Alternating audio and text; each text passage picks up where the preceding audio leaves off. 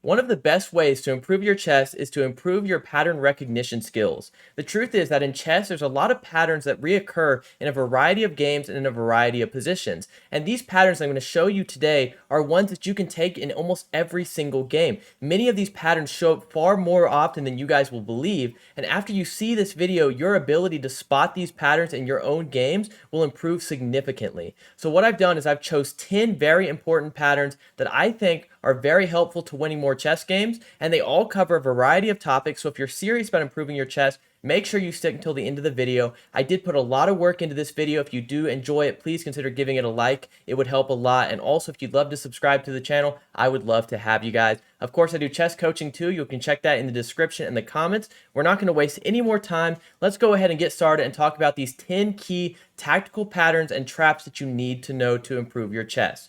To start, this is a very common one. I want to start with a very powerful but very common idea known as the Greek gift sacrifice. I'm going to cover this one in depth so you guys know how to do it, but after they played this move over here, you notice it's an inaccuracy, and you notice actually the engine saying we're winning by 7.3. How is that? Because we are perfectly even in material. Well, the move that you play here is this brilliant sacrifice, sacrificing the bishop out of nowhere. Again, this is known as the Greek gift sacrifice, and black is completely lost. After they capture our bishop, you now play this check here, and notice they cannot do much, right? Because they cannot capture the knight because your bishop is covering it, and no matter what they play, the game is over. Now, I'll briefly show, if they were to go back here, you play this move, King or Queen h5, and you're threatening a checkmate in one.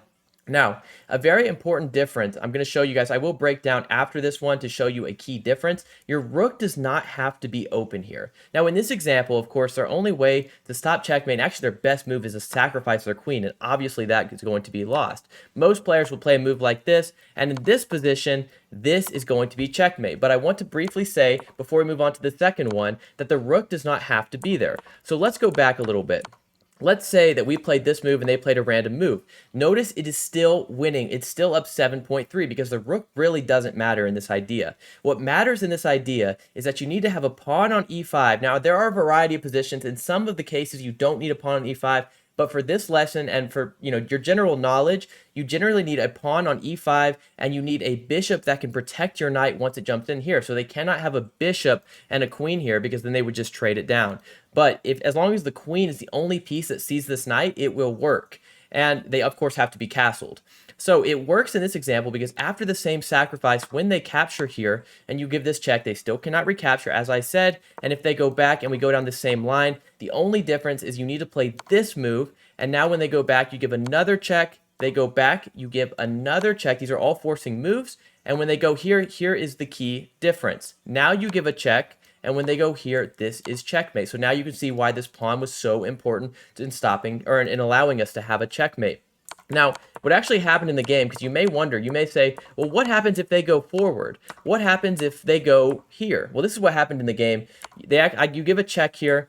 They played f5 to try and block the check. You give en passant. They cannot take the pawn here. They cannot move anywhere. So they go over this way. I delivered check and delivered a checkmate here. Now, this is a very common idea. I wanted to start with it just to show you guys this Greek gift sacrifice if you're not aware of it. The second lesson is a very common knight sacrifice. Now, I put this in an engine because I wanted to give you guys a perfect example of this because this happens all the time. Now, in this specific line that I showed you guys, don't pay too much attention to the moves that led up to it because the idea is what's really important here. A lot of times when the knight is here, now again, in this position, they play this move f6. This happens so often, guys. I encounter this very, very frequently. And when they play a move like f6, what you have is this check here. Queen h5 check. And now when the pawn blocks, playing g6, thinking everything's okay, right? They think our queen's under attack and our knight is under attack. You can actually sacrifice the knight. How does this work? Well, of course, we are threatening a discovered check. And if they do nothing, obviously we take the rook with a check. So they have to capture here, and then we take the free rook, and we are just up material, and we will win this game. We're also, of course, attacking the knight. This is a great position, and this occurs far more often than you guys might believe. So just know that if you have a knight in the center and you have an ability to play this queen check, if they ever play a move like f6, allowing this queen check to come in, you just do it automatically. You play the queen check, they go here, you sacrifice the knight, and you pick up the rook. Now, the third lesson is going to be about the power of the discovered check. This is one of the most powerful tactics, maybe the most powerful tactic in all of chess. The discovered check will win you a lot of games. Because if we look at this position, and again, I'm playing it's an 1896 here. This is a very strong player. It looks like maybe we should be losing, right? Because we're down a pawn, and our position doesn't look all that great. I mean, we have some advantages. I'm not saying it's horrible, but we are actually completely crushing, as you can tell according to the engine, because the discovered check is one of the most powerful tactics in all of chess.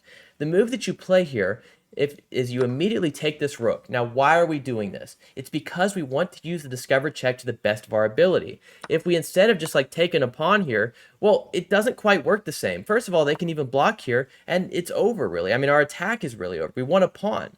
So instead, if I go back here, the move that you play is you take this rook, because they have to capture back, right? They can't really do much. You're threatening, still have this discovered attack threat. So they capture here, and now you play the discovered attack because you pick up the rook. Because they're in check, they have to block the check. What can they play? Well, if they play a move like here, first of all, you would probably just take here and win the rook.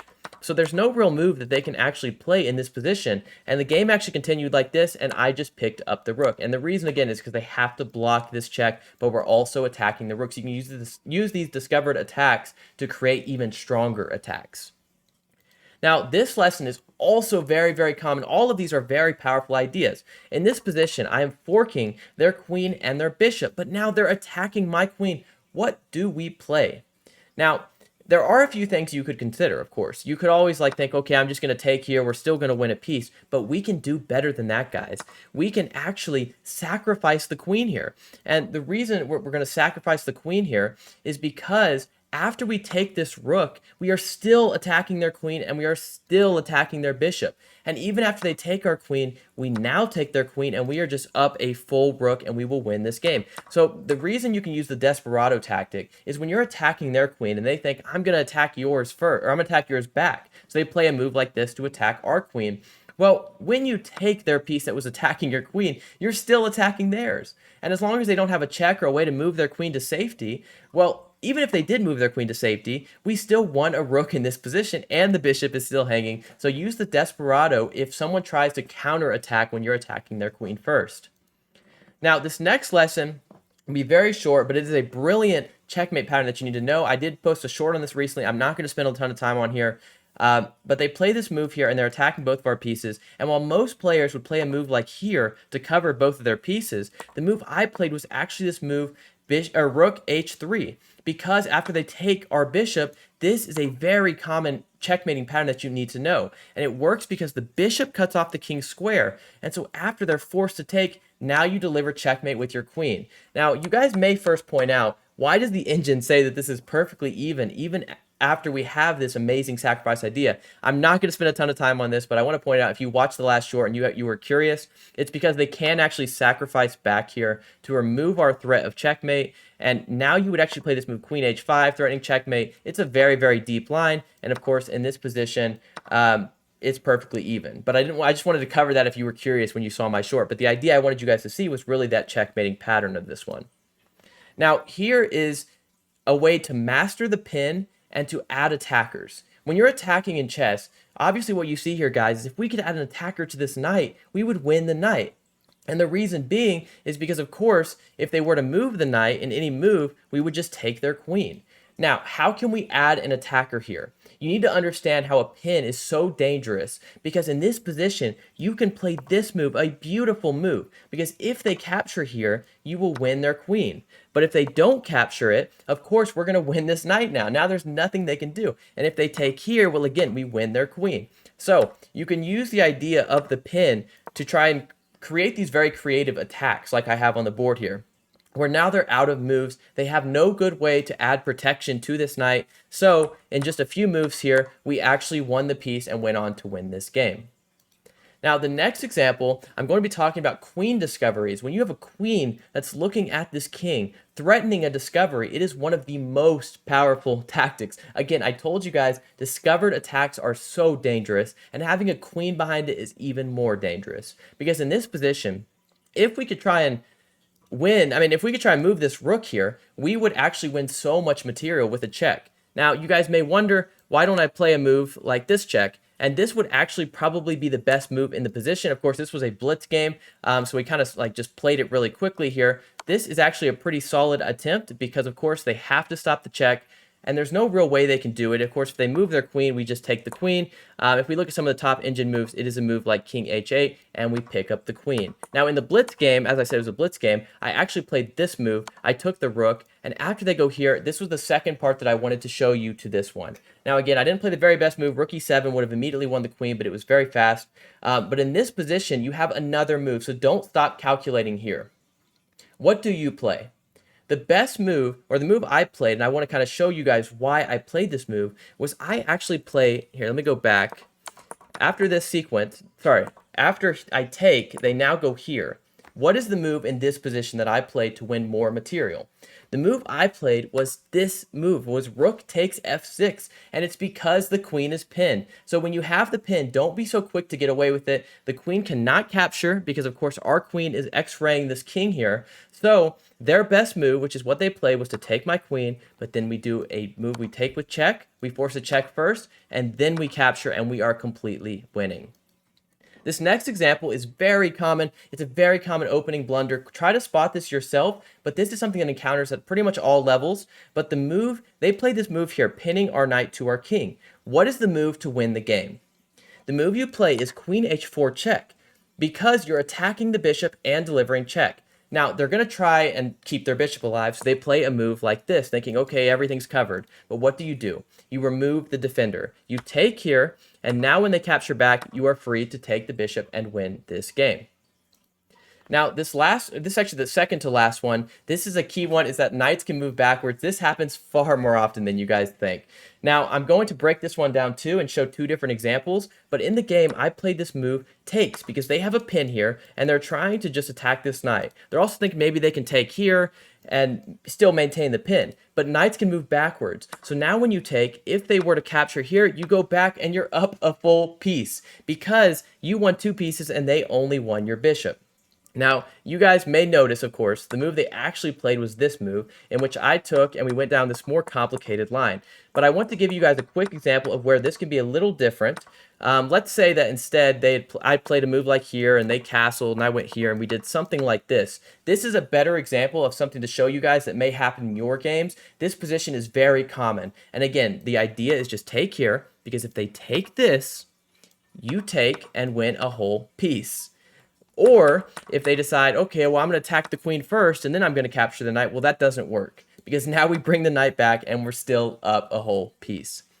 The last lesson that I want to talk about is about danger levels. Now, this also has to do with a pin, and a lot of times you'll pin their pieces early in the opening and this tactic will come alive. So what we've done is we have pinned this knight to the king and they played this move, queen d2, thinking that the pin is weak now. But now you play this move where you strike in the center d4, attacking the knight. If they move the knight, you win the queen. And so instead in the game, they decided that they were going to play this move here, attacking the bishop. But the problem with this is that danger levels are very important, and we will win this game very quickly. Because all you have to do is take here, attacking the queen. Of course, if they take here, you win the queen. So instead, they have to, let's go back, let's see exactly what happened. They actually had to take here first, and then you just drop the bishop back, and you are up another piece. Now, these are just 10 key traps and ideas and tactical patterns that I think you guys should know. Let me know in the comments which one was your favorite and which one helped you the most. I can make a lot more advanced or more basic ideas for these tactical patterns,